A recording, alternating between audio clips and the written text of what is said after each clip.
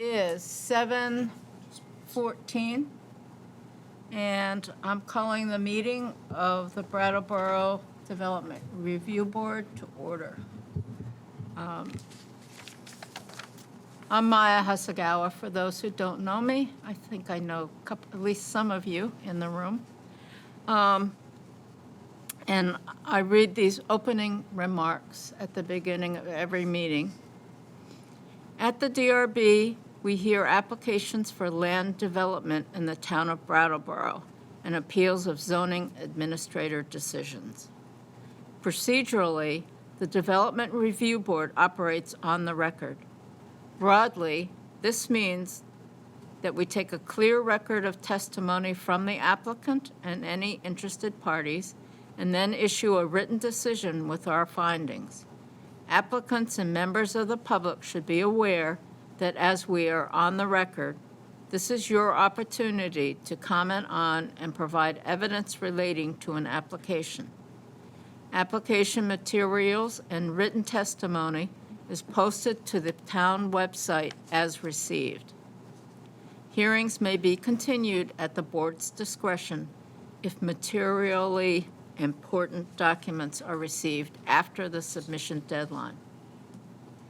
In the event our decision is appealed to the environmental court, the court will not take or consider additional testimony at its hearing, but will look at the evidence from our hearing, the regulations, and determine if the evidence supports the findings and decisions of this board.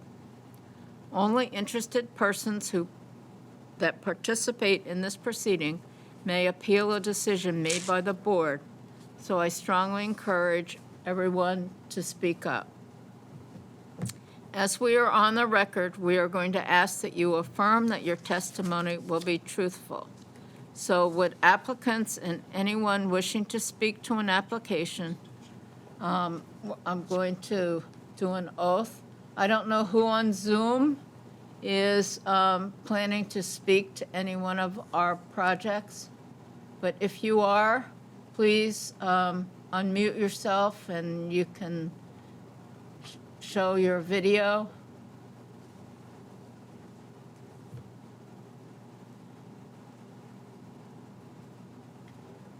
Anybody else planning to speak?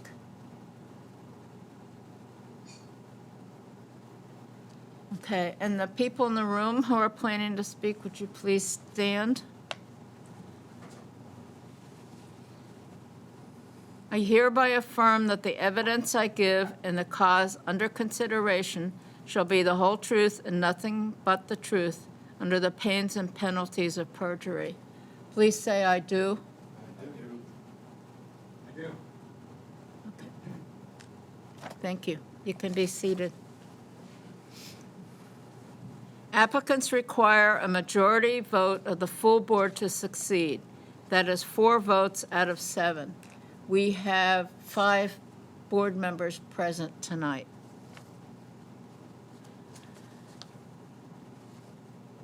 If we do not have a full board present to hear your application, then we will consider a request to continue your application to the next public meeting.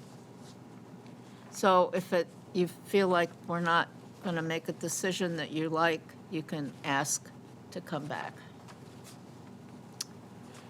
After taking the testimony, the board will close the public hearing and may vote on your application. The board will issue a written decision within 45 days of the close of the hearing, and while we may vote on an application, it is the written decision that controls the timeline for appeal. It should be noted that the town of Brattleboro is a party with an interest in land development applications. The town does not have a special status before the board. Documents provided to the board by the town planning department, town attorney, or other town departments will be considered in exactly the same way as information from the applicant and all other interested parties.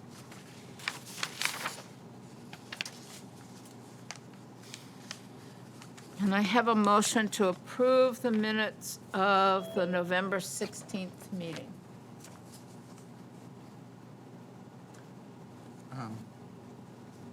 I would like to make a motion to approve the minutes. Okay. Second. It's been moved and seconded that we approve the minutes of the last meeting, which was November 16th. And I notice we have another board member has just joined us, Catherine. Oh, you may want to get Tom on board. Yeah.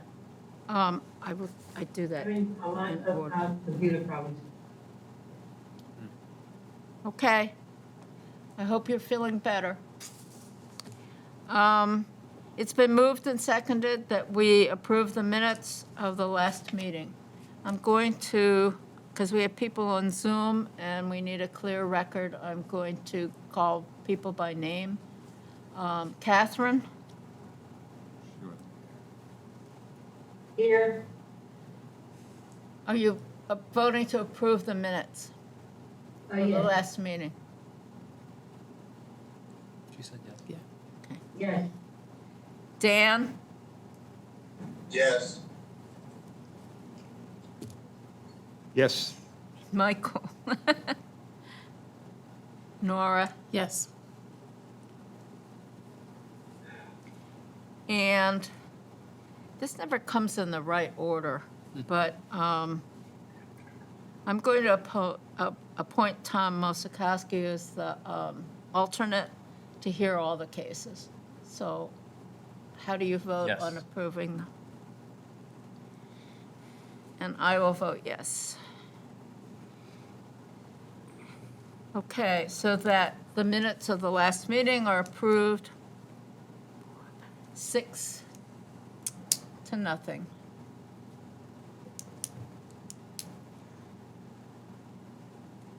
Was the meeting properly warned, Brian? Yes, it was.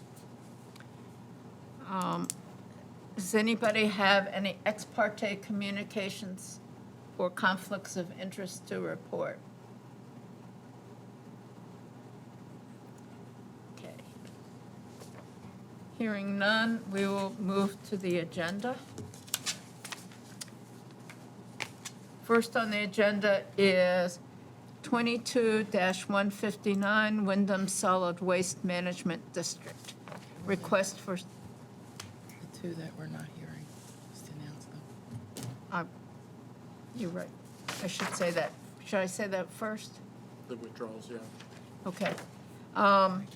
22-161, Charles and Olivia DeWolf, and 22-162, 55 Marlborough Road, have both been withdrawn at the request of the applicant. Okay. sorry, could you repeat that? Did you say 55 Marlborough Road was withdrawn? Yes, at the request of the applicant. Okay, so that, the truck rental property is not happening? No, it's Okay, not. now I can sign off. Okay. Thank you very much. Have a- Bye. have a- bye.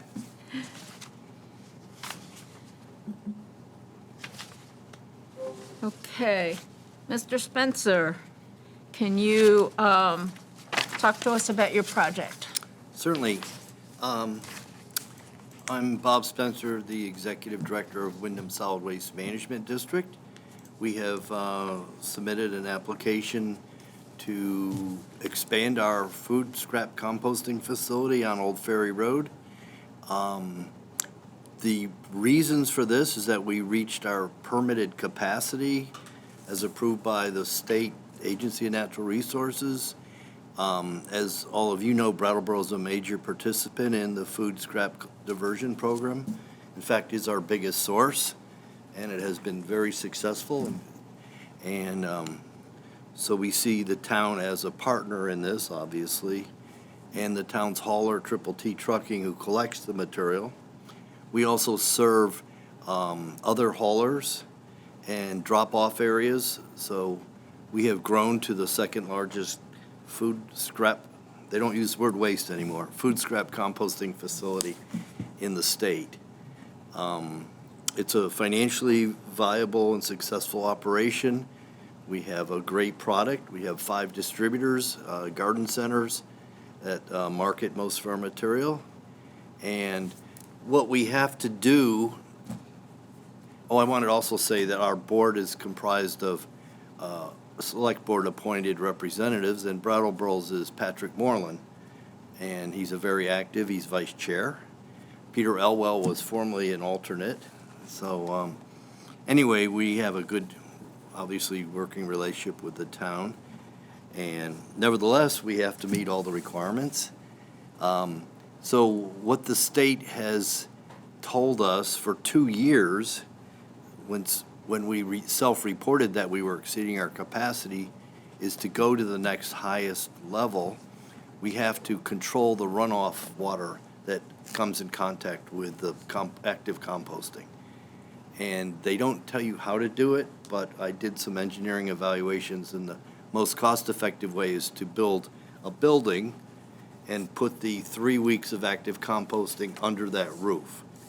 And that prevents the rainwater and snow from actually generating, they call it leachate, which currently is draining off our site, absorbed into the ground and not causing problems, but as we get larger. So we have had an engineering design for a fabric building, and I submitted some plans, very much like the DPW's fabric building at Fairgrounds Road, same kind of structure, similar size.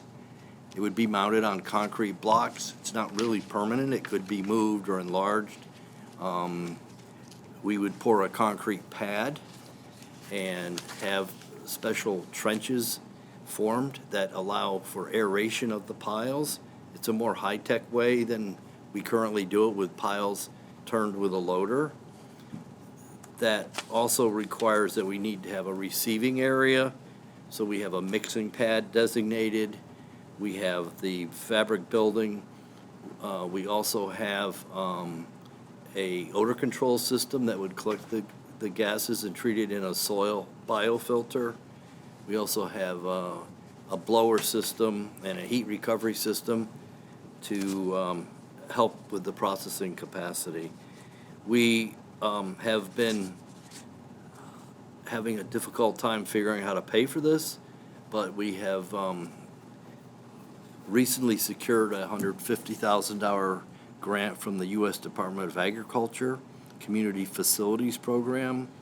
We also our board voted to take surplus funds, $225,000, to apply to the project, and we are applying for 2 other grant programs literally in this next month.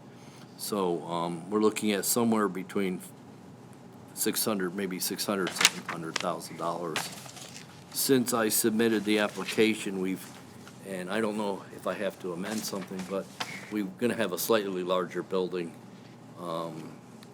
Instead of the 60 by 65, we're looking at 60 by 72. Takes it up to about 4,300 square feet.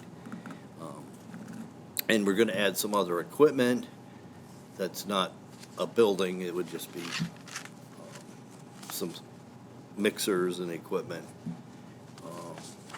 We did, of course, go through your Act 250 approval questions, and it speaks for itself, but we believe that it's consistent with your town plan. And the industrial zone we're located in actually specifically allows for composting as a permitted use. We have had no adverse impacts with neighbors from the facility, no filed complaints. So I don't see this being a problem for abutting landowners. In fact, it's going to improve our process and provide odor control. That's the summary of it. I'd be glad to answer questions. Members of the board? Will this, I see you have some sort of aeration system and such in there. Will this actually make less odor than you currently have, or? Yes, it will.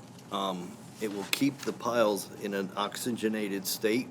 It's when they go without oxygen that they tend to get malodors. But we have not had that situation, but it will improve it. Plus, we will actually be able to withdraw the air from the piles by pulling air and put it through, and it's in our plans, a biofilter. And your wastewater treatment plant uses a similar technology for odor control. They're over 90-some% effective. So it'll accelerate our composting process by providing oxygen. It reduces our operating costs by not having to turn the piles for 3 weeks. They sit stationary. That reduces the amount of release into the atmosphere. I have operated that technology at other sites. We also have an innovative heat recovery system proposed that captures the hot air, and these piles are running at 150, 160 degrees Fahrenheit, and can draw that hot air and direct it into a fresh pile that we make, greatly accelerating it coming up to temperature. This is very regulated by the Agency of Natural Resources. And we monitor our temperatures. We have to document that we reach what's called pathogen destruction temperatures. We do that. We also have to test the compost to show it meets state regulatory thresholds for heavy metals and pathogens. So there's a fair amount of oversight from the state. But to answer the question, it should improve the overall. It'll easily double what we can process on the site.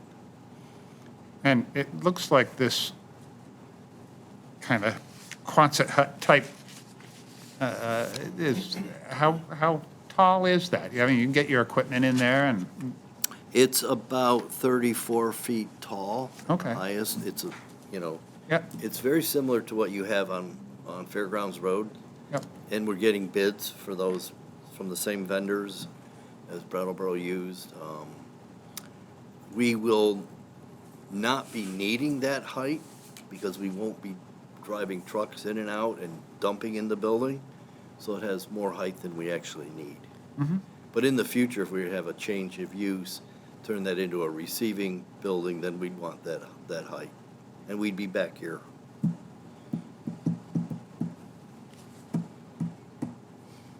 Tom? Couple questions. You mentioned the aeration system underneath the building, inside the building, right? Helping to deal with leachate or prevent it. Do the windrows that are outside the building have any risk of leachate?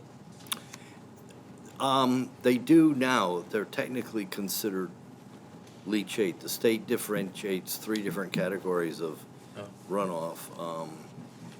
So what we'll have, and I didn't mention this, is on those trenches in the building, there will be floor drains, and liquids that are generated during that 3 weeks will be collected in a sump tank, and that water, well, leachate, as it's technically, will be reused in the composting process and not released to the environment. But in your schematic, it shows outside the building 4 windrows. Are those just farther along in the compost process and they're less likely to generate Yes, and that's leachate? where the Is that- state makes the I differentiation see. after 3 weeks of covered aerated, then they consider the potency and the potential pollution capability of the runoff to be less, and those piles would just surface drain. There's actually a whole state permit that's going to be obtained for this. There's also going to be a new state stormwater permit for this facility, and we have engineering design that will really closely define all the flow and the And quantities. do you know if there's a dominant direction that the water flows on Yes, this it property? flows. We will be grading the site. It currently is graded towards Old Ferry Road from basically east to west. The state, the new plan requires it's actually called a vegetated treatment area. I see it there, yeah. And they allow for overland flow and grasses and to absorb the nutrients and the solids that can be released. We've been operating this site for 10 years with straight leachate, and nothing leaves the site. It's all been absorbed right on the property, and it's very well-drained soils. And so we're confident that we won't have any adverse impact on groundwater. It is a true industrial area. We don't have any public or private water supply wells.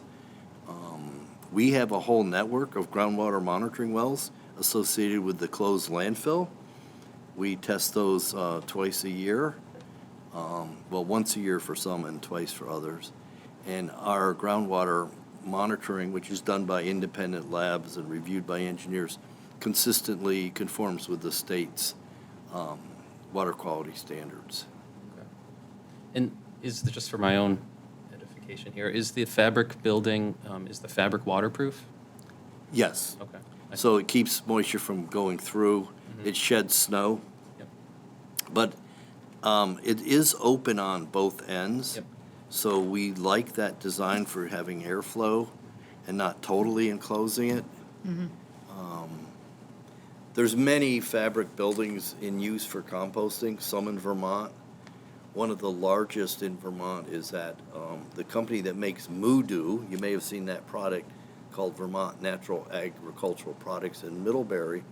They have 2 fabric buildings using the same technology, and we're frankly modeling ours after their facility and the same heat recovery. Dan, do you or Catherine have any questions? No, I'm all set, thank you. Yeah, same here. Does anybody in the public, from the public, either here or on Zoom, have any questions of Mr. Spencer?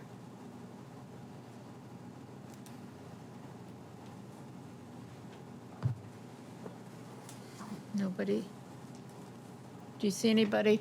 Is anybody saying anything? Nope. Okay. Anybody on the board have any other questions? Do we have any conditions that we want to place on this project?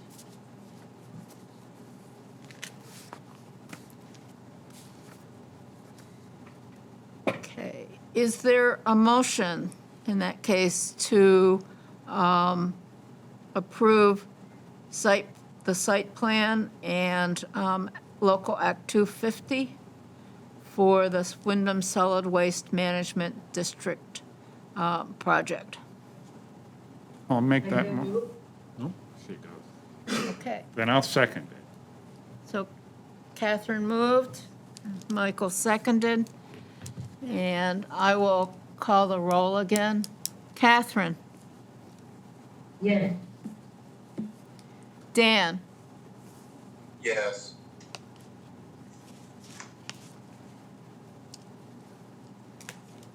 Yep. Michael? Yes. Nora? Yes. Tom? Yes. And I will vote yes. So your project is approved by a vote of 6-0. Thank you very much, and I invite anyone who wants to visit at any time. I was going to ask whether you give tours. We have a lot of tours, school groups in particular. We serve almost all the schools have food scrap collection programs. We also donate a lot of compost to the school gardens. It's been a real success for the district. You know, we've had some rough years closing our recycling facility and the price of recycling, and so it's kind of a nice bright spot.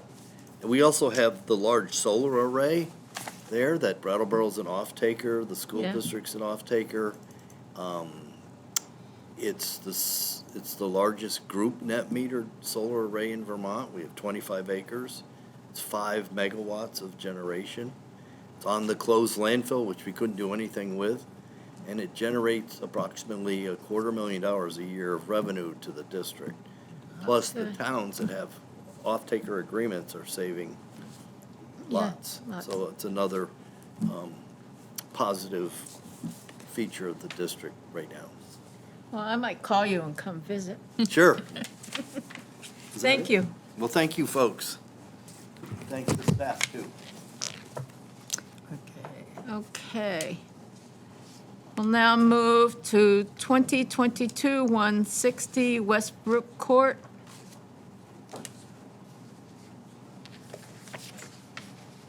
Rural Business District request for sketch plan review and conditional use and local Act 250 approval to construct a multifamily dwelling with approximately 70 units, parking, landscaping, and stormwater treatment at 498 Marlborough Road.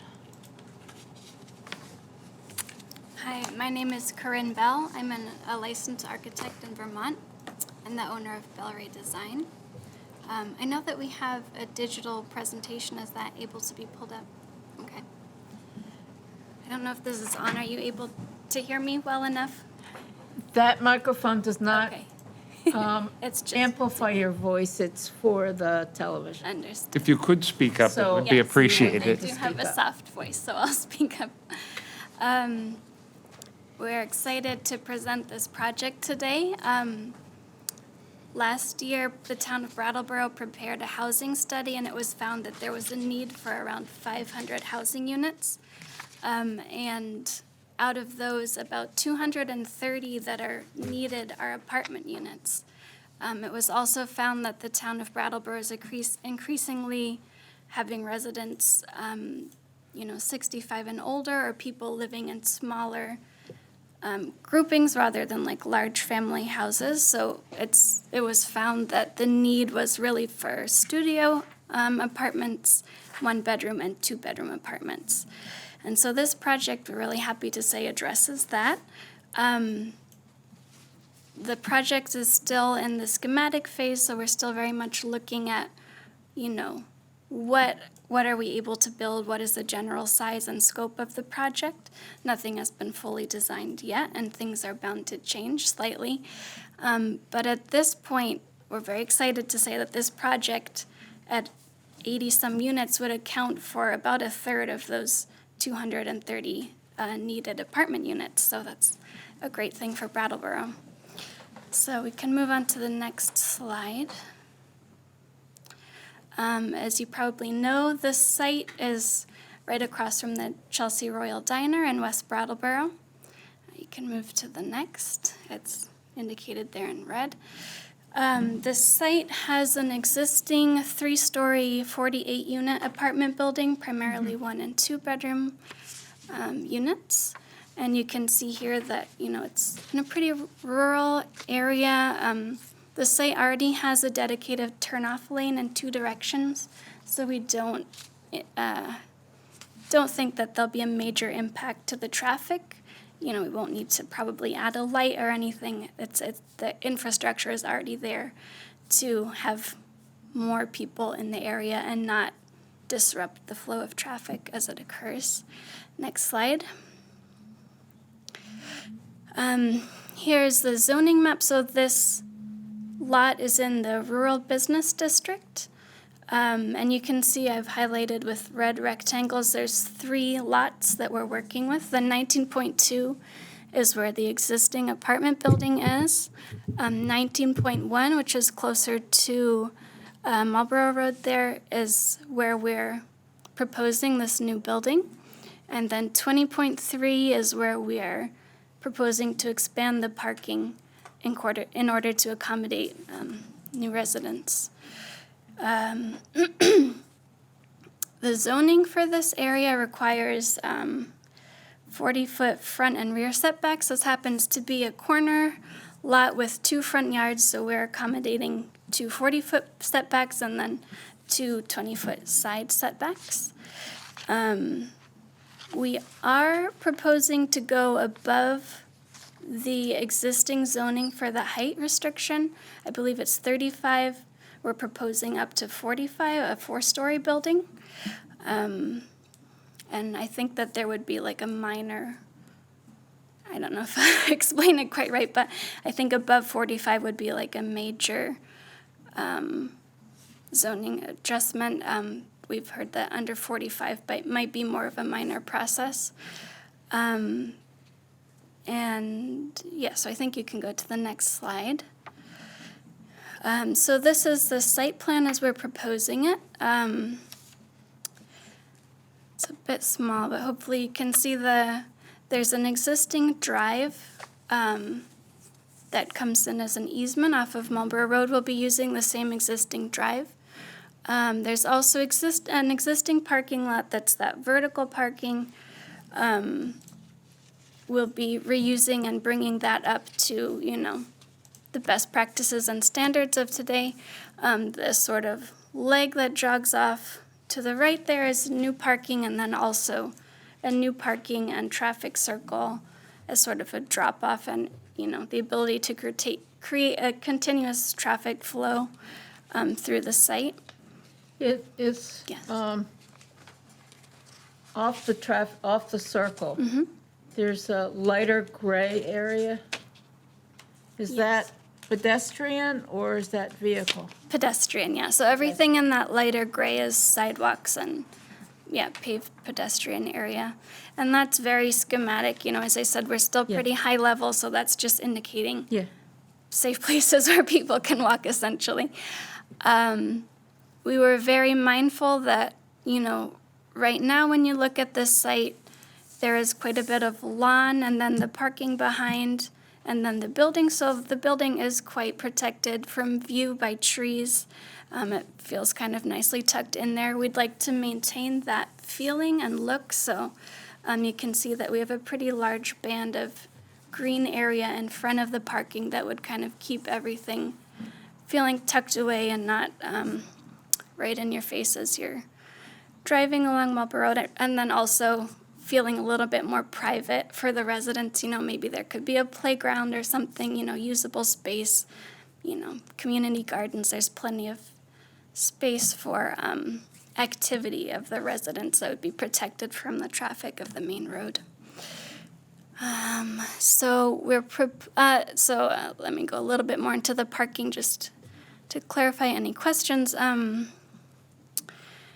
The existing building, as I said, is 48 units. We're proposing in this plan that I'm presenting today 83 units.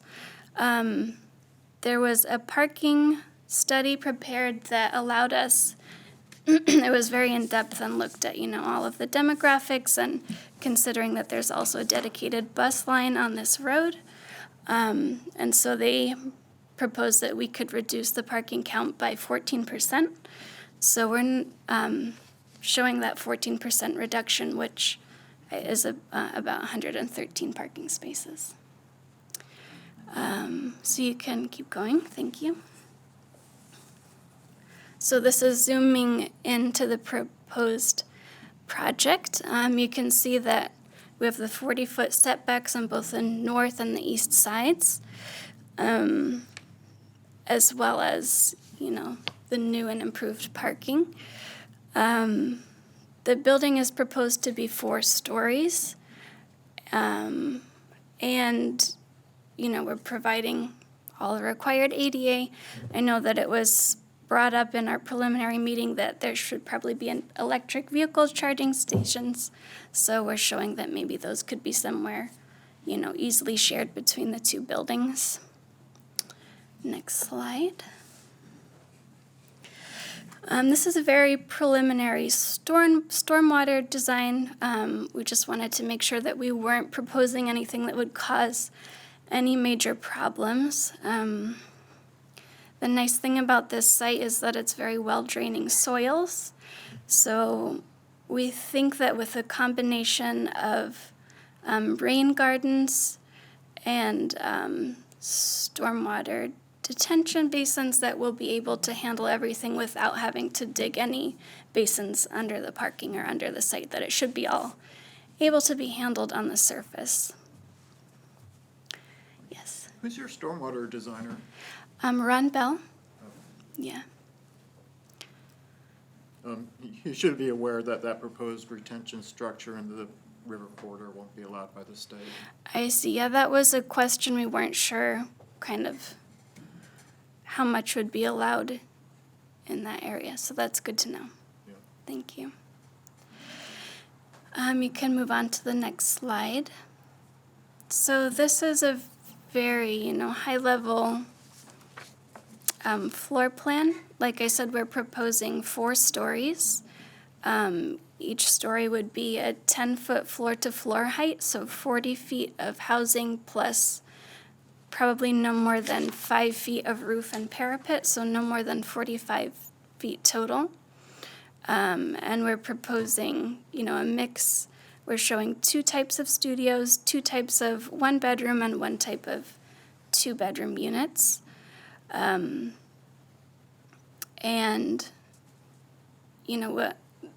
by having an L-shaped building, I think originally two buildings were proposed on this lot.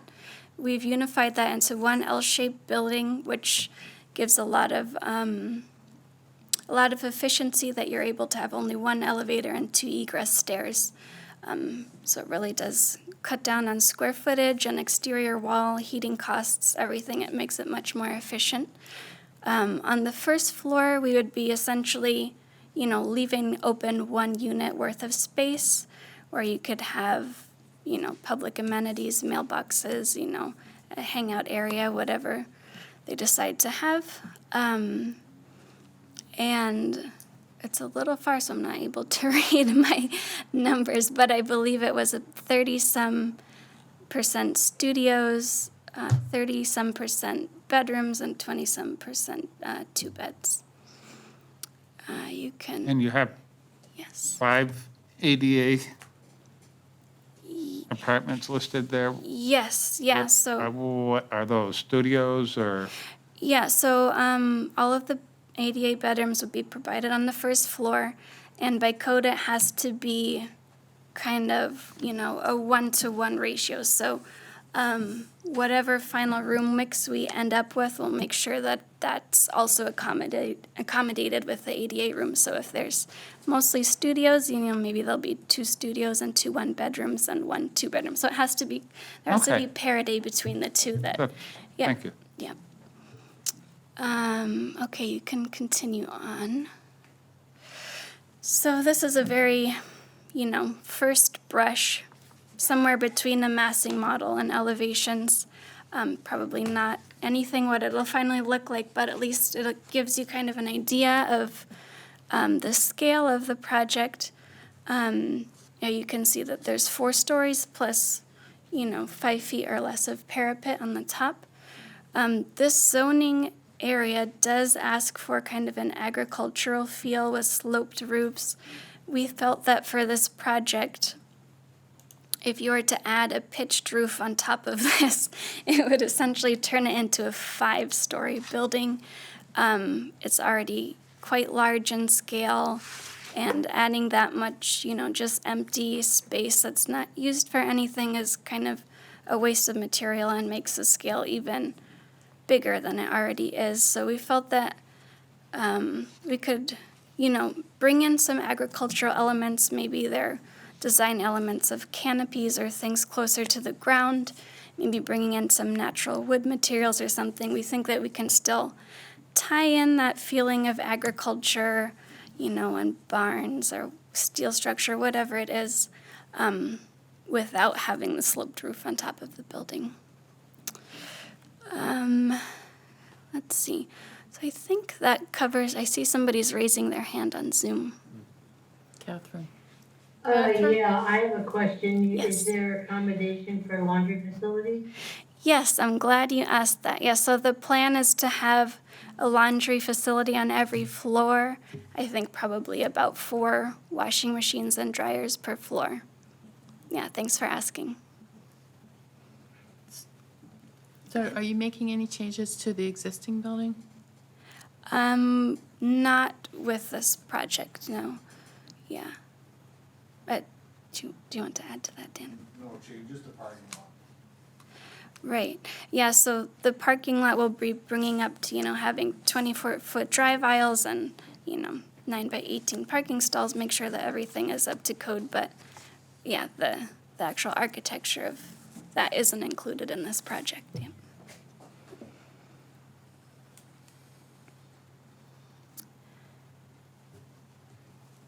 Any other questions or clarifications?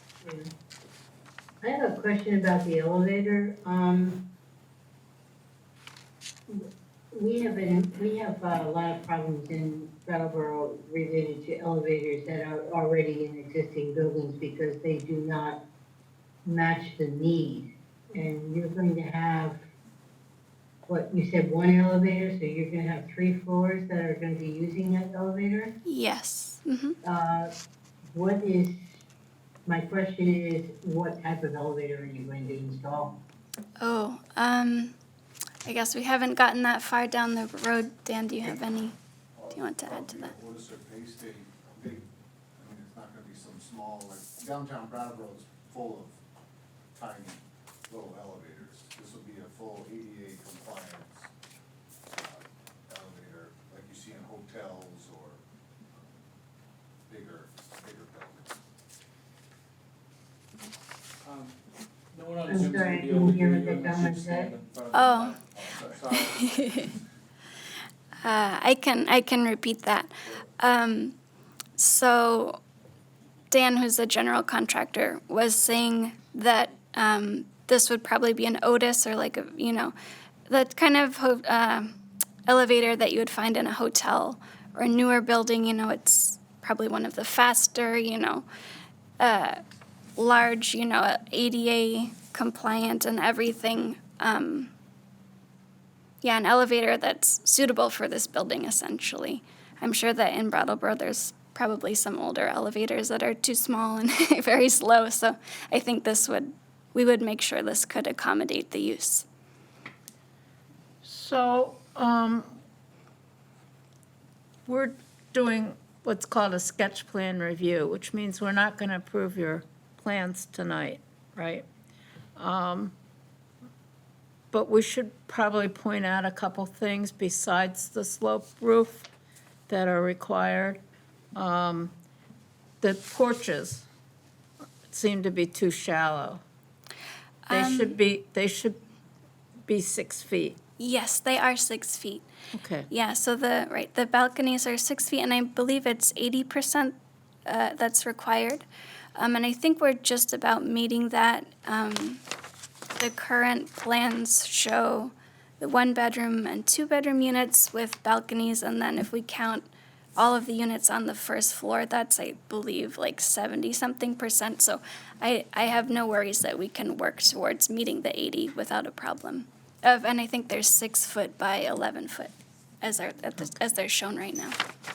Yep. Maya, would I be able to jump in with a question Sure. before we get? Okay. Yeah. It's about the parking. Yes. In general, I guess my personal take would be that I would defer to the, developer and the owner to assess their need in general. But I do have a question, though, with the analysis. I didn't notice that. I did like how they made note, or the person who made the report made note that, yes, this isn't a downtown building, so they're going to bump up the number a bit because it is on the outskirts of town. But I didn't see, maybe I missed it, an actual assessment of the current building with its current number of parking. Exactly. And because, that would seem to be the most appropriate, and it's been around for A while. 10, 20, 30 years. In fact, How many units are there? How many people are there? How many spaces are there? And is it too much? Is it too Yeah. little? Is it perfect? Let's just copy Yeah, that. how So many- I had the same concern Yeah. when I was looking in this parking report that you put together. That's the only question I wanted Yeah. answered. How is the current parking working? I kind of feel for like the that whole building? report could have just been Yeah. thrown away, and that part could have been studied. Not Right. to, It's the I only think thing I think the wanted person to did a good know. job otherwise, How but does it Yeah. work now? yeah. So that'd be good to know. So, right now we have 48 units, Mhm. and the parking lot over exceeds it. I have, at any given time, probably 20 to 25 parking spaces over. How many spaces are there for the 48 units? There, if I'm not mistaken, there's 60 spaces. 60. So when you come back, we would like to see that. Okay, we You can, know. for sure. And with a layout of, like, what kind of units are they? Studios, one bedroom, two bedroom, analogous to what you're gonna do here.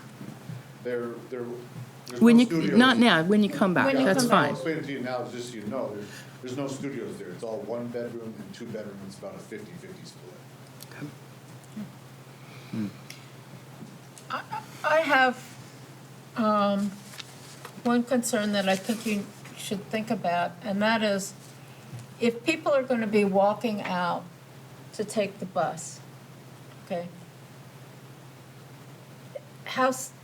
Is there a provision for them to walk along that road? Are you planning, think about a sidewalk or some kind of path that's for pedestrians. The other thing that you need to think about is bicycle storage Yes, Definitely. and charging. and bike chargers. Bike chargers. Okay, yes. So if Yes. you're going to come to us and ask, can we have, like, some leeway on the parking requirements, I would like to see that support for non-parking put in the way of alternatives. Certainly. Bus and bike storage, bike charging, that sort of thing. That makes a lot of sense. Yeah, we'll be sure to show both of those next time. Brian? Yeah, so recently, there's been some concerns about fire risks from charging electric vehicles and bikes. So we're really urging people to have charging of bikes outside the main structure instead of internal storage. That's I fine. see. Does that need to be like a structure then, like a covered element, or? I would say some sort of shed Okay. For the bikes. for the bikes, yeah. Yeah. Yeah, cars you can put chargers in the parking lot. Yeah, Yeah. and Right. again, recommending putting them away from the building. Okay, that's good to know.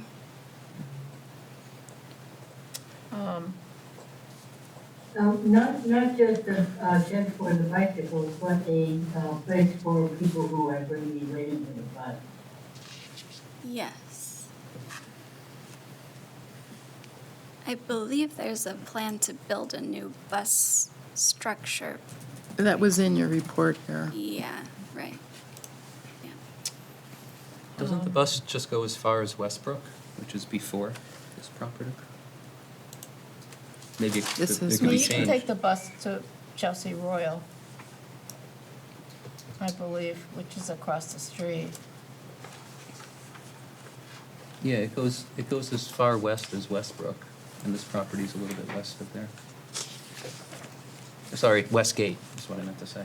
Somebody west.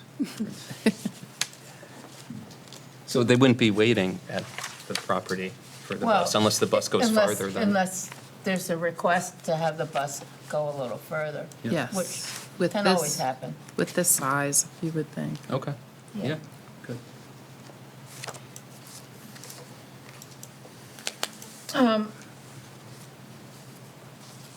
So as proposed, you would be asking for several waivers.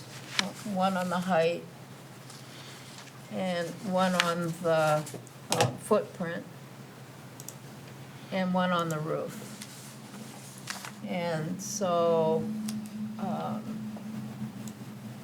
think you should think about those requirements. I'm not saying we wouldn't grant a waiver, but the dimensional requirements are in the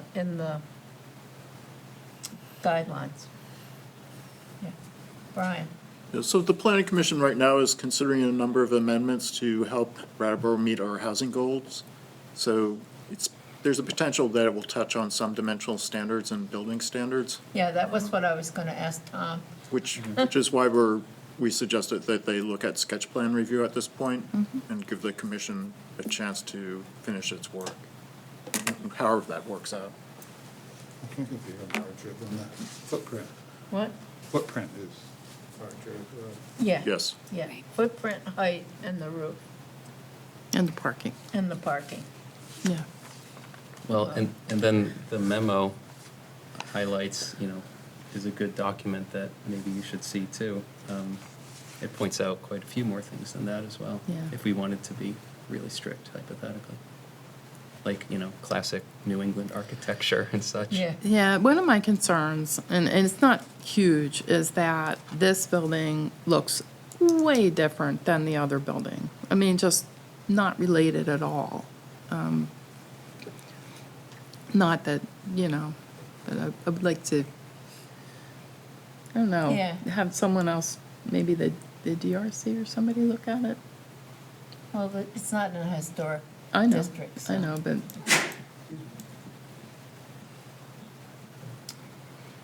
Yeah, that is true. It looks very different from the building that's there. I remember in the planning commission when we were considering the rural business districts, some small changes to that. It just gave us a chance to really give some focus and look at the rest of the section, even though we weren't considering other parts. But I remember at the time feeling like, oh, this is my personal feeling, that some of the, kind of aesthetic requirements were a little too strict in my mind. But as they stand right now, this proposal isn't in compliance with a huge suite of them. And I asked you on the way up if you saw the memo, and I guess you have, but I would recommend that, you get that to her to at least start a conversation about that, and we can see if it's just, what we have is just too unrealistic for development nowadays. The other thing that you, And the Should- multifamily requirements too. yeah, That's the other section. yeah, well, we can approve that tonight if we want to approve. The conditional use. Oh, I mean, we know it's gonna be at least 70 units. I see what you mean. 83. I mean, it'll end up maybe 83, but at least 70. So we can approve the conditional use tonight, along with Act 250. Particular use is 5 or more dwelling Yeah. units, so Yeah. The other thing that you should be prepared to come and talk to us about is outside lighting and energy conservation in the building. Okay. Any landscaping, is that? Yeah, and I don't know any landscaping that you plan to do. We'll need a landscaping plan. Okay. Anything else? I would just say the whole memo. Not that we're going to be sticklers for every point, but it's just a more concise and objectively written thing Yeah. than I can say right now, Yeah. so. Okay. Do you have any questions for us? I don't believe so, no. Yeah, thank you so much for your time and your comments. Does anybody in the public have any questions or comments about this project?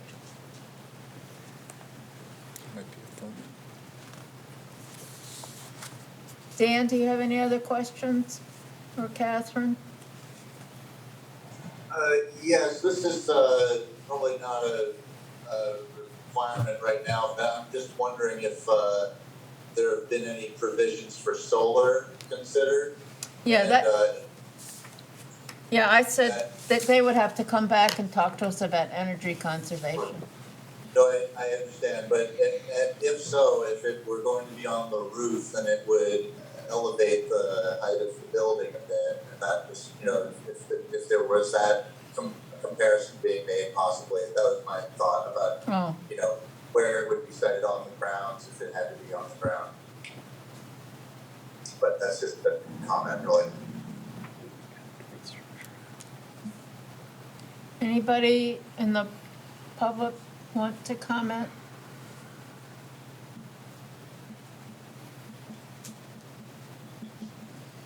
Okay, hearing none. Can I have a motion to give them local Act 250 approval and conditional use for 5 or more units? But if we did that, that would just gloss over all the No. multifamily requirements? No, Oh. we're not voting on the design of the building or any of the elements around the building. Oh. All we're saying is, yes, they can build a building that's 5 or more units. But it doesn't then give them the allowance to do it, does it? No, not until they have site plan approval. Not see. until they have site plan approval. Oh, I see. Okay. Section 303 is, I think is what you're talking about, the multifamily. Yep. Design standard, that's an element of site plan review. They'll still come into play. Okay. Yeah, And- that, The reason we encourage them to do this is that they're also going to be going for the state Act 250 permit, and that's a more extended permitting process than the local permits. So by giving this approval for that, it might allow them to move forward with that a little bit more quickly. I see. so the local site plan approval is just whether the schools can handle it, Yep. whether Some the, of it's The local Act served- 250. Yeah, Yep. served Yeah. by town water and sewer, Yep, that kind of, okay. those were easy. And whether it advances the town's goals. Mhm. So, can I have, I'd like to make a motion to approve local Act 250 and conditional Use. use for multifamily 5+. Is there a second? Second? Thomas I'll second. seconded? Tom just seconded. Okay. It's been moved and seconded that we give conditional use approval for 5+ units and local Act 250.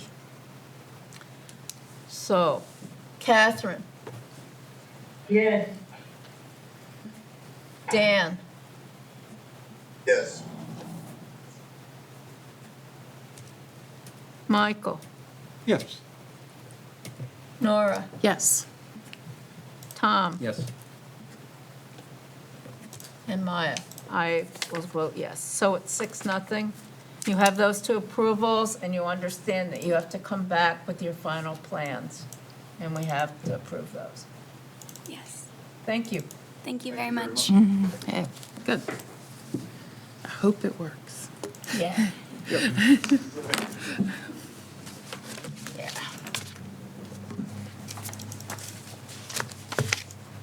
Okay, Mr. Stevens. Thank you for being so patient. We will now move to 2022-164, Holton Home, Residential Neighborhood District. Request for conditional use approval to change the use to other specialized residential structure. Everybody knows this was a elderly facility, an old, I was going to say old people's home. Nope, don't say They that. called it that in Yeah, when it was first started, right? the, Yeah. Okay, why don't you talk to us about the project? Thank you. So Bob Stevens here for Garden Path and Holton Home LLC, which is managed by our company, M&S Development. In the application, we tried to give you some background. As most of you know, Holton Home has been congregate senior living, elderly housing for, well, since the late 1800s. And with COVID and the new addition to Bradley House, Garden Path saw, instead of an increase in use, a reduction. And at the end of the day, made an expansion. People all of a sudden, for some reason called COVID, didn't want to come live in congregate living, and they weren't able to sort of keep their occupancy up. And so they ended up consolidating all of the residents over to Bradley, and we're left with debt and building and operating costs, and we're really trying to struggle with what to do with that building.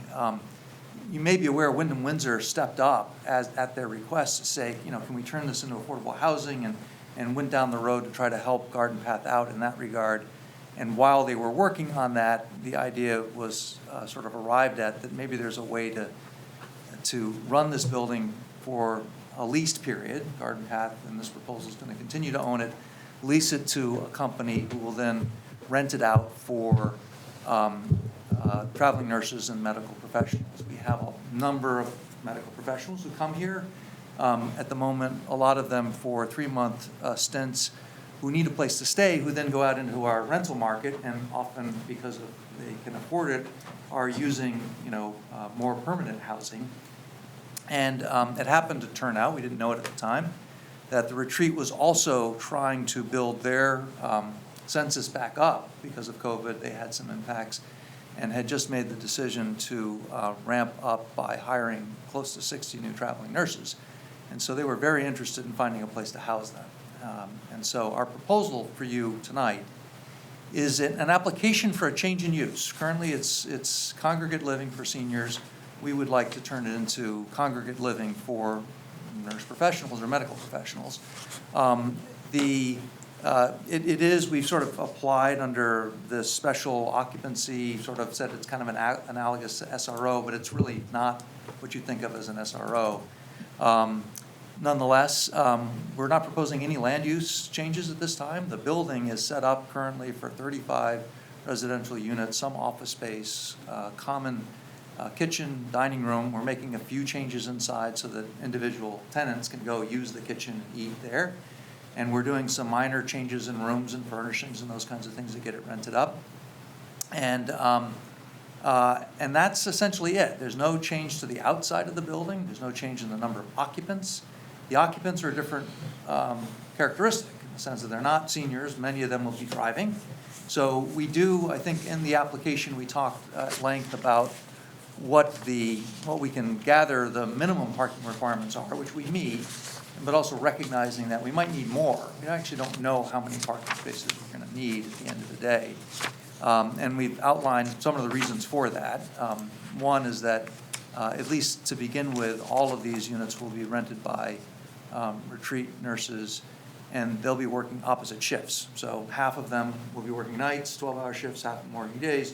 In their cars, half of the time will be at the retreat and half of the time here. We have plenty of on-street parking for other than the winter and nights. So if we do have peak uses during the day with other users and visitors, we can always park on the street, and we can do that overnight through the warmer weather until next October or November.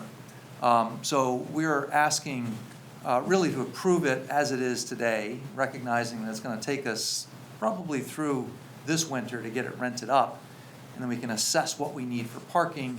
And that would also give us the opportunity to try to, we would rather not, there is room on the site. So if we need to add parking spaces, we can do that. It's a fairly large lot in this district. We can meet the requirements. But in the sense that it is an interim use, and we're not so keen on paving over green spaces and going through all that, we'd like to see what do we need. We'd like to see if we can, if we need additional parking, try to work it out with some of our neighbors. There's 5 or 6, a couple of lawyers' offices, a church across the street, a hairdresser across the street, all that have on-site parking that in the winter at night are empty. Now, we haven't reached out to them yet. We need to find out what we need, but that would be our first choice, is to have a shared parking agreement and come back next summer and update. Our suggestion is, with a condition, we can update Brian, say, yep, we're good, here's the shared parking agreement, or no, we're not, and we're going to come back with site plan for a change in the site plan at that point in time. But yeah, so it's sort of a light touch. We're really happy to be working with Garden Path as a possibility to keep this asset for the community to go back to senior housing. So, if this works out, we'll be able to meet a housing need for the community, some of which may be short-term. I'm sure there's going to be a need for this type of housing long-term, but at least for the first lease period for the next 10 years, if we can run the building, preserve the asset in its current form, it could go back to Garden Path if their census tract comes back, and we'll all go on our way. So that's our request. A change in use today with a condition that we come back on the, what we actually need for parking by next summer. So, Brian? I just wanted to say that when they came with this application, they started by saying that they were anticipating increasing the parking, and I strongly advised them to wait and see if they could get by with their existing parking, because additional parking would in fact reduce green space, would in fact increase stormwater impacts. So this is very much in conformance with what we guided them to do. Yeah, parking agreements with other currently existing parking lots are something that I think we've encouraged in other projects, so Yeah. that's. Yeah, and there's some, I didn't mention, there's some room on site for some overflow if we need it. You know, there's a couple of aisles that are wide. We have a porte cochere. We don't need to have a drop-off area. We can park in that for overnight parking. So there's probably another 6 spaces that we could squeeze in this Yeah. winter if we needed them. But this is, it'd be great if we can have the time to kind of have a real case study to see what we need. Well, and that place is really nicely landscaped there as well, and has very nice gardens, and it'd be a shame to pave them Yes, up. It would be painful. Yeah. That's what we would be doing, is Exactly. paving over some of those gardens, yeah, if we needed to do that. So. 2 quick questions. How many stories will the units be? Oh, Did it's you say? on, the current building is, the front of the building is 3 stories. The old building is actually a 3-story building. Mhm. And then, you know, there's been a series of additions over the years, probably 3. And then after the old building, the rest are 2 stories. Mhm. Yeah. Okay. And then, can you talk about the kitchen a little bit? Yeah. It'll just be one? Yeah, so currently, it's a commercial kitchen. So there's a cook line, and stainless steel stoves, a commercial washing space, a walk-in cooler.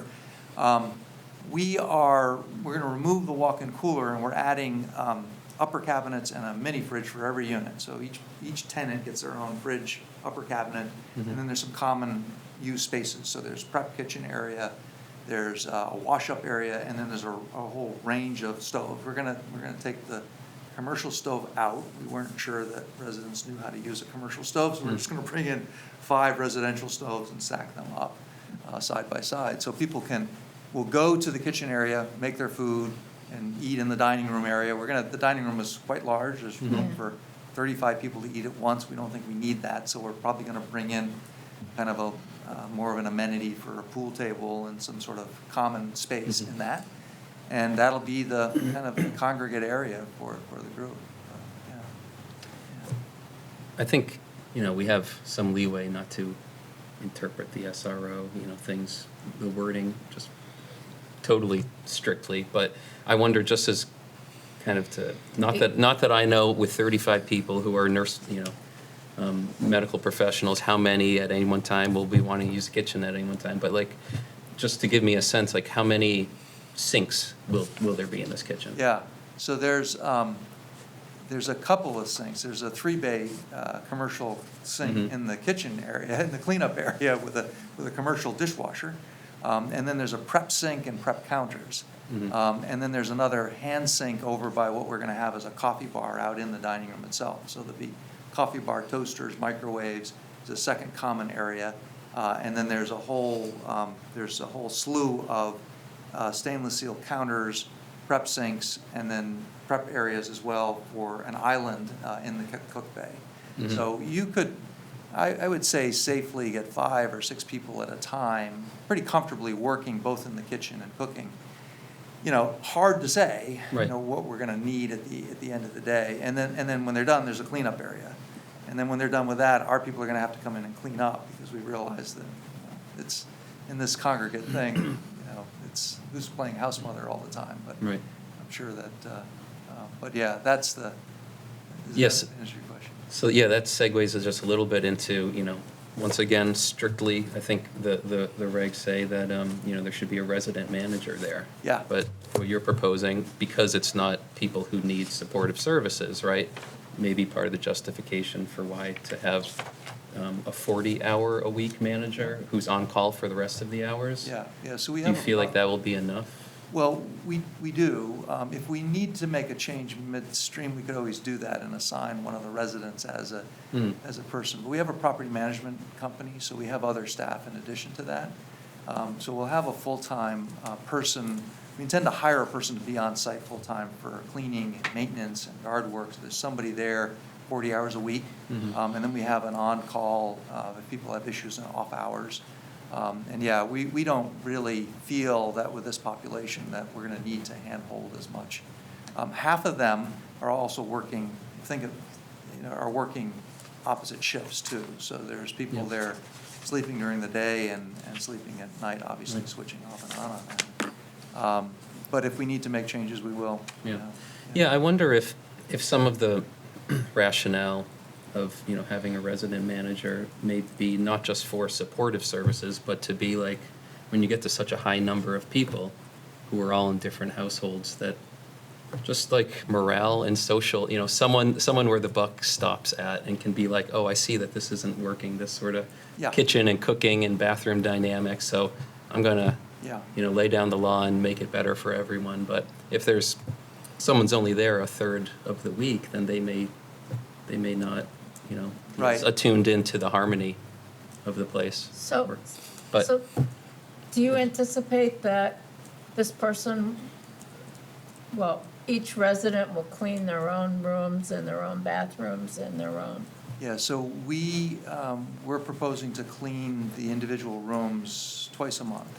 So there will be a cleaning service that goes through. So we expect people to arrive with suitcases and to be there for 3 months.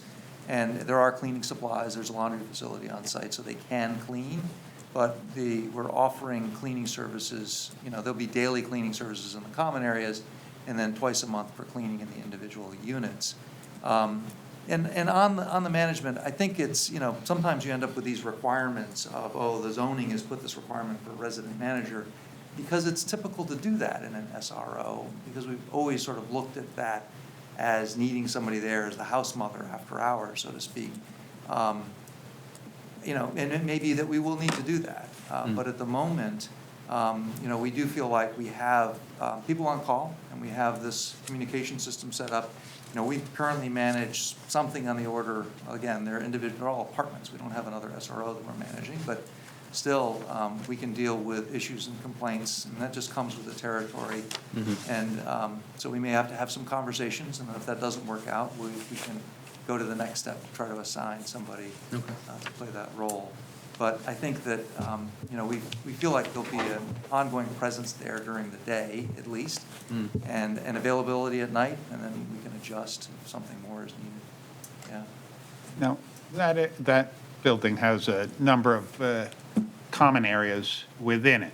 Yep. Are you planning to maintain them? And I think, in the past, there was always a social director of sorts, activities director that would try to get things, put out a calendar and different things like that for the residents. Anything along those lines? We're not doing the activities director. Geez. But the common areas are there for people to use. There's a parlor in the front, there's porches off the front, it's very nice areas. Nice sunroom out back. Nice sunroom, there's an area, if you've been in the building on the second floor in the back, that's this sort of activity rooms. Yep. That area we're looking at turning into office use, so it could be day use for rent by the office or co-working kind of space. So there'll be the ability, if any of the travelers have a spouse who needs to come and stay and work remotely, they could work remotely or use those spaces. There'll be a copier and other kind of support services, probably a small kitchenette up in that area eventually as well. So it's really more of a working population. They're working 12-hour shifts other than some days out of the week. A lot of travelers who live relatively close actually go to their primary home on the weekends, so they're not even there. And then more of sort of an adult entertainment area. There are some common areas so people can congregate together. I will say, just related, in working with the retreat has, I think, a number of units on Linden Street that they currently rent to traveling nurses. And they reached out to those nurses to say, are any of you interested in moving to this space to sort of live in a more congregate setting? And all of them wanted to move. So all of those nurses who are away from home felt like there was something to be gained. I mean, they have their private bedroom and a bathroom, but something to be gained by being in a space where they could maybe spend some time with their colleagues and others in a congregate setting. So we're really excited to try out this form of housing and really make the best use of keeping 35 units online, rather than sort of making it smaller And apartments. I mean, maybe I should ask you, Brian, how might the bike lanes that are going in there affect any on-street parking that's there? There'll be some impact, but there's more than enough street parking. And like Bob said, there are other surface parking lots in the area. The street's really too wide, land plane. So, I have two questions. One is bicycle storage. Yeah, we will put bicycle storage in, there's a two-car garage in the back of the Yeah. building. So our intent is to either to put bicycle storage inside that so they can lock them, they can charge things in there. If we need to use that for parking, we'll probably add a shed off to the side on that. And so that would actually be land development. We'll have to come back for it. But depending on how much space we need, we thought that was the best place. It's outside, it's way in the back. Does that have adequate power for charging? I don't know what it's got for power. For bicycle charging, probably. Yeah, that doesn't. Yeah, but Need- for anticipating, like in all of the properties that we own, that we're gonna need to add in the next 10 years, charging Car vehicles, charge. RV. 2 years. It's- Well, that was going to be my next question, Yeah. and I didn't notice anything along those lines worked into these plans. Right, yeah, and at this point, again, we don't know that we need to start out with it today, but we expect that we're gonna have to add some charging spaces and continue to add. Yeah, so the draft decision suggests that 2 years until you get a charger, Yeah. which is what's required given the number of spaces. Okay. I did look at the site plan from when they built that garage. It does look like they did a conduit out there, so Oh, to me, it struck like me it that there easy. would be enough for bikes. yeah, that's great. My other question is, if the need for traveling nurses suddenly disappears. Yeah.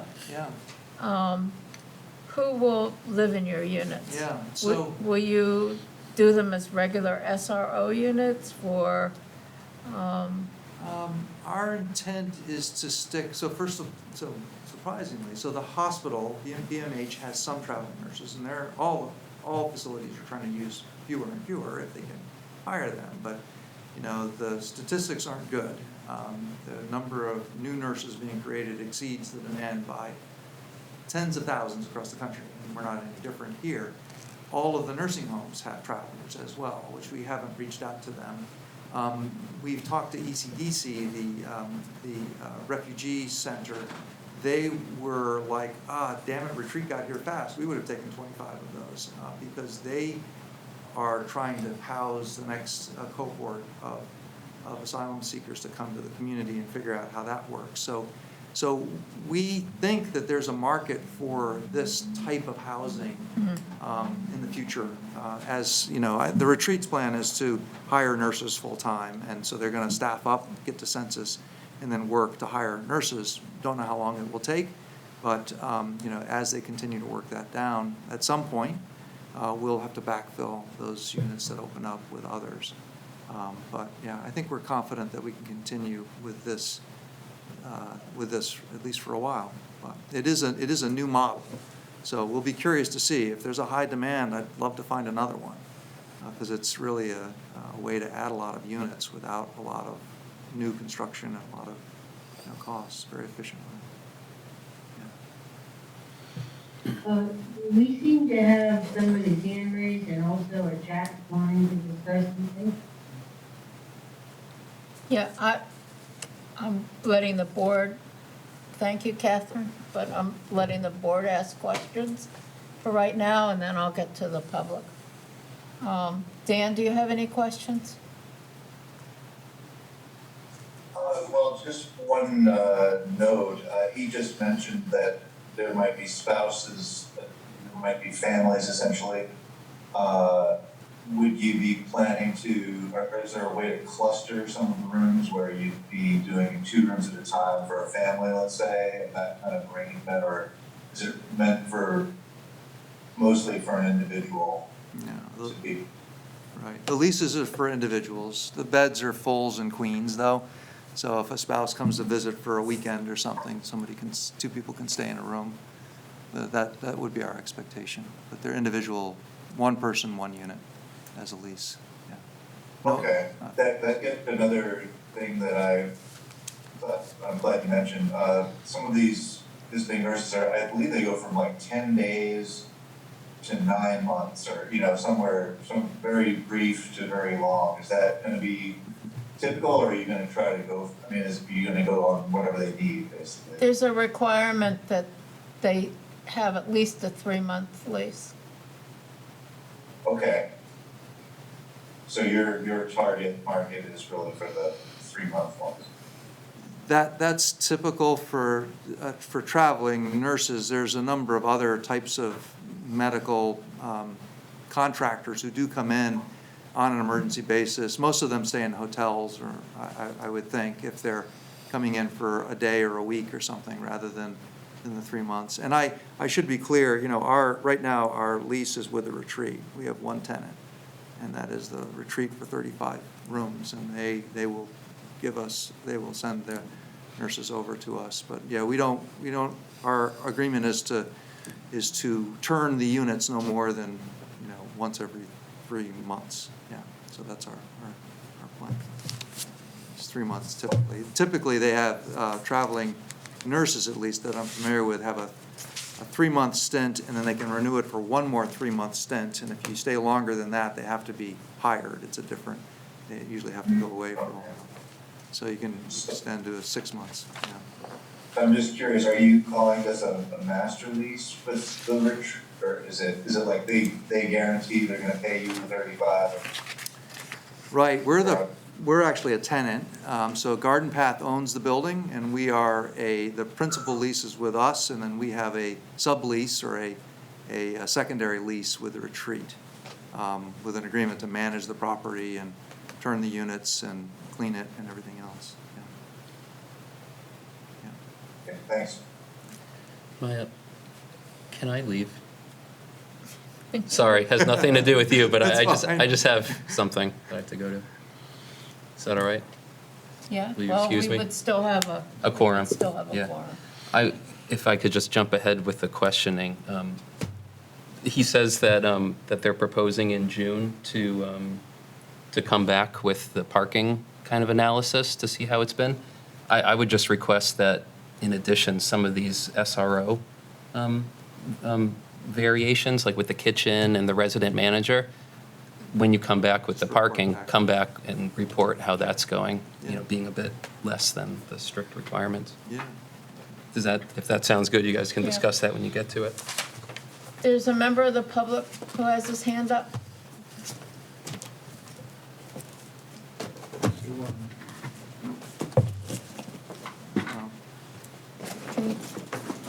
My name is John Palora. Yes? I am at 15 Shadow Lawn. My property is about 10 feet from the property line. So I'm a very interested member of the public. My question is, I'm sure that the intent is to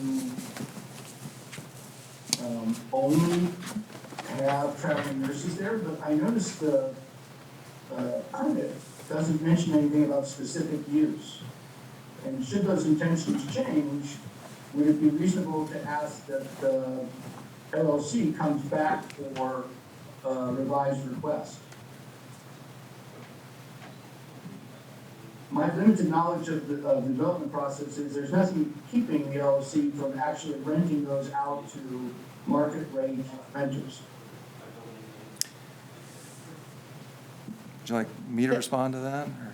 You Well, can respond, and then I'll talk about the regs. Yeah, I think that was really my sense. I mean, the regulation it is for the characteristics of the use of the building rather than people's occupations. And so, you know, we are limited to 3-month rentals, not shorter rentals than that. And it would be open to, you know, we would understand open to others. You know, we don't know, we don't believe, I should say, that there's a market for this type of use certainly not for families, certainly for people who are going to live here for a long period of time. We felt like the characteristics of a co-living situation was more appropriate for people who are here for a few months, which is why we're targeting a population that is a large need in the community.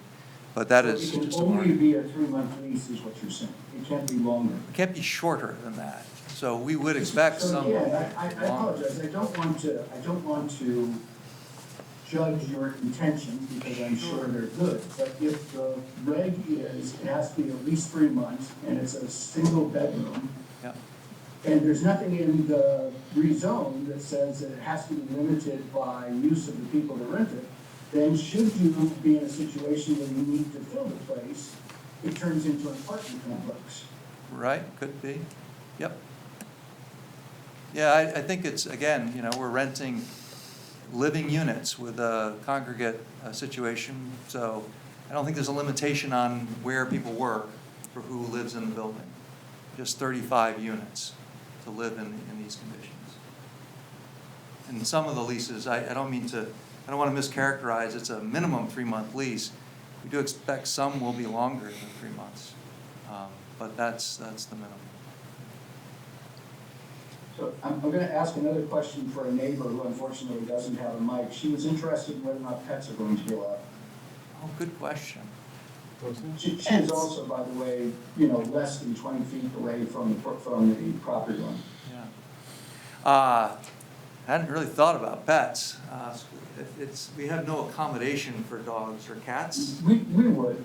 You would like cats or dogs or? No, we think about pets. Yeah, no, what I'm saying as a landlord, it's not something that we've made a decision on, to be honest with you. I don't feel like we are set up certainly for dogs in the building and wouldn't expect people to bring pets, so, but yeah, I don't know that I have an answer for that. Also, while I'm asking questions, there's a calculation in the request for the number of parking spaces per apartment. I believe it's 0.5. But there doesn't appear to be any element in the equation for the professional services element. Right. Now, I would presume that professional services will require parking at least during the day. Right, and during the day, there's sufficient on-site parking on the street. So we aren't proposing to allow them to park in the parking lot. Which is why we didn't. I've not lived in Brattleboro long enough to know whether or not that would actually be the case. There's certainly single car parking spaces that go up and down Weston. Right, yep, yeah, so in general, you know, I think the intent of the ordinance and design in general is to try to use the existing pavement as much as possible. So if people have to walk a little bit, as long as that capacity is there, that we don't create an obstruction for emergency vehicles, it's really encouraged to try to use that capacity. In Western Avenue, because there's little demand and a lot of shoulder, you know, I lived here a long time. I don't think I've ever seen more than a couple of cars parked on the side of the road. So we could probably put 35 cars out there and not have to walk too far. So yeah, our feeling was that we could. I agree with you. I have not seen a bunch of cars on Western Ave during the day either. Yeah. Or certainly in that area. Right. Good question. So again, just to repeat, the big issue for me is that, again, with the best of intentions, if something should fall through, there does not appear to be any safeguard that says that the rezone is reviewed based on changing market conditions that, for example, don't support traveling nurses, traveling doctors, and the rest. Brian. So one of the things I was going to talk about in other business was getting the board a training on fair housing law, which the state does periodically. And one of the things it says is you can't actually discriminate against people based on just about anything, certainly not Yeah. income. So our regulations are completely neutral on tenancy. Yes. Any resident is treated the same, whether it's somebody who's coming out of homelessness or somebody who's a white-collar professional. So it really isn't something the board can consider. Oh, okay, so you're approving a 35-unit apartment complex, then, really? The co-living space, SRO, it's, Yeah, I mean, it has some special features like aggregate dining and all the rest, but that would be appealing to perhaps low-income renters. that certainly isn't That's something fine. that could be taken into consideration. Yeah, we can't discriminate based on income. I mean, I by get we, that, I don't but mean just I the get that, board, but I my mean point everybody. My point is that the rezone should be clearly, you are approving a 35-unit apartment complex. It's not an It's apartment not an complex by apartment definition. complex, we're approving a Other- change in use to other specialized residential structure. And for the record, that's defined specifically at the end of our regulations, in the 500 chapters, and as is apartment complex, or more specifically, Yeah. likely it's 5+ unit multifamily, which was the use that was being discussed in the previous case. So those definitions are available in our regulations so that you can see how they're distinct. And I'd be happy to make a copy of that available to the public. It is already on our website, but Yeah. please feel free to reach out. Are there any other comments from the public?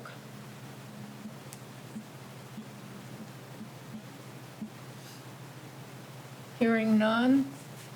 Is there, the only motion that we need to approve is conditional use approval to change to other specialized residential structure. Is there a motion? Could I make a motion to approve the conditional use change to other residential, what was that? Other The specialized. Specialized residential structure. Is there a second? A second. That was Catherine. Yep. Okay. I'm going to call the roll again. Catherine? Yes? Dan? Yes. Michael? Yes. Nora? Yes. And Tom is not voting, and I will vote yes. So that is 5-0. And to address, just as a friendly amendment, Tom suggested that we report back early in the new year on parking and the management of the building and how that's succeeding. Yeah. And once you get tenants, Yeah, get it filled up and come back. We'll do that. That's great. Thank you all. thank Good luck. you. Okay, is there any other business? I think fair housing training is a good Good idea. idea. It's a good training. Hopefully, we're going to be seeing a lot of housing applications. Hopefully, Yeah, they're going to be addressed to all populations in Brattleboro, so everybody has a chance to have a place to live. Is it online? It was in person, online, the last time they did it. I'm hoping to find, either have them do it again for us or sign us. I the used next to time do it's off. fair housing training, that was a job I had. Yeah. But it was Massachusetts law, not, and Virginia law, I did both. Yeah, and But not Vermont is a little bit more expansive on Of course. Yeah. anti-discrimination, so, yeah. But I'll try and arrange something or find a YouTube, yeah. Close the meeting? Is there any other business? Hearing none, is there a motion to adjourn? I make, so move. Okay, Second. it's been moved and seconded that we adjourn. I don't think we need to vote on that, do we? But we can all say Aye. yes. Aye. Catherine? Have a great holiday, everybody. You too. Yeah, you too. Night.